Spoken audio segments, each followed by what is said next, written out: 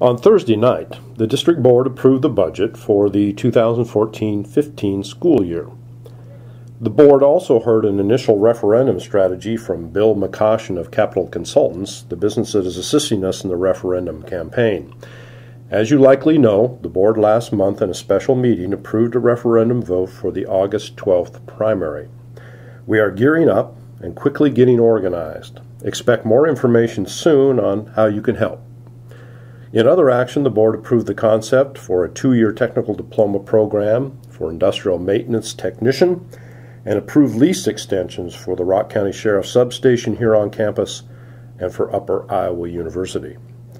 Minutes for all of our board meetings are available at both Blackhawk EDU and our intranet site. Official minutes from the last board meeting will be available after board approval of those minutes at the next meeting.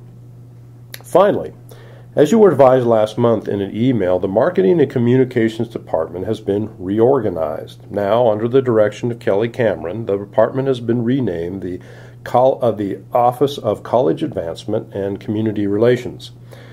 It will be responsible for the foundation, alumni relations, community relations, marketing, and internal and external communications.